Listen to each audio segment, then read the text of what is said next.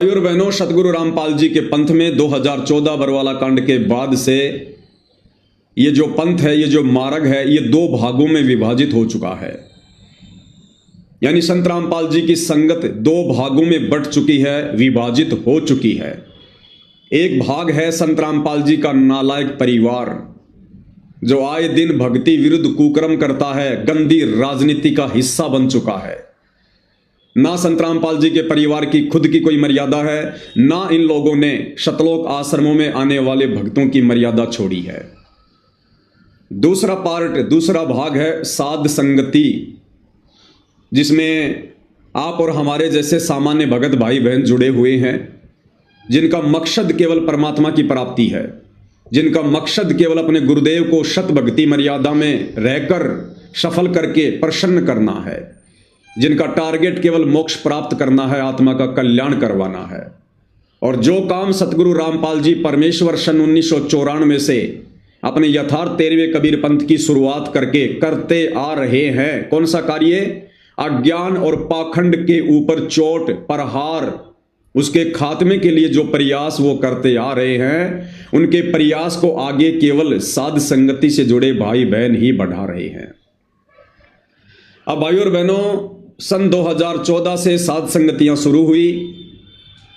हजारों की संख्या में भाई बहन सतलोक आश्रमों से टूट टूट कर साध संगति से जुड़ने लगे, क्योंकि उन्हें पता चला कि संत रामपाल जी का परिवार तो संत रामपाल जी की गैर हाजिरी में नादान संगत को उनके झूठे आदेशों की आड़ में काल की गोद में बैठा रहा है, गंदी राजनीति का हिस्सा बना चुका है, गुंडों की सीबीआई जांच का समर्थन करवा चुका है, जगत वालों की रैलियों में, धरनों में, प्रदर्शनों में भगत समाज को बैठाकर मर्यादा तुड़वा रहा है, जाट आरक्षण का समर्थन करवाकर और जाट आरक्षण संघर्ष समिति को करोड़ों में चंदा देकर भक्तों की मर्यादा तुड़वा चुका है। अयोध्या में 1 महीने का भंडारा लगाकर आन उपासना में सहयोग करवा चुका है।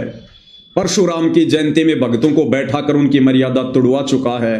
और भी तरह तरह के अन्नपूर्णा मुहिम के तहत जो भक्ति विरुद्ध कर्म करवाए जा रहे हैं, इन सभी कर्मों को जो भक्ति विरुद्ध है, जो संत रामपाल जी के परिवार के द्वारा करवाए जा रहे हैं, उसके पीछे की मानसिकता क्या है, ये हम आपको पहले वीडियो बनाकर बता चुके हैं।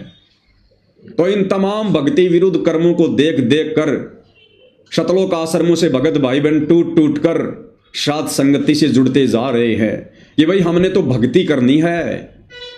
ये जो संत रामपाल जी का परिवार कभी भक्तों से बीजेपी को वोट डलवाता है, कभी कांग्रेस को वोट डलवाता है, कभी हमें कांग्रेसी बनाता है, कभी भाजपा ही बनाता है। तो भक्तों ने विचार किया कि ये काम तो हम पहले किया करते थे।